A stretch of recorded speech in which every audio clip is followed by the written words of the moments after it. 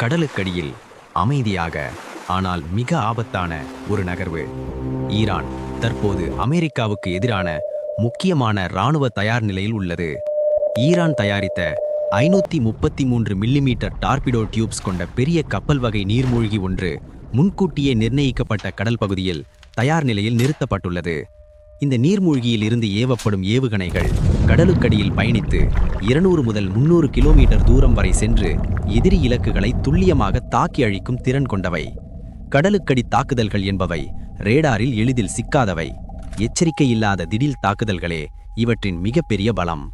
இதற்கெதிராக America தனது aircraft carrier குழுக்கள், அணு நீர்மூழ்கிகள் மற்றும் மேம்பட்ட ஆன்டி சப்மரைன் தொழில்நுட்பங்களை முழு தயார் நிலையில் வைத்துள்ளது. இந்த இரு நாடுகளுக்கும் இடையே போர் வெடித்தால் ஹார்முஸ் நீரிணை பாதிக்கப்படும். உலக எண்ணெய் விலை உயரும். முழு உலக பொருளாதாரமே அதிர்ச்சி அடையும். இது ஒரு போர் அறிவிப்பு அல்ல, இது சக்தியின் எச்சரிக்கை. கடலுக்கடியில் நடக்கும் இந்த மோதல் உலகத்தின் அமைதியை எந்த திசையில் கொண்டு செல்லும்?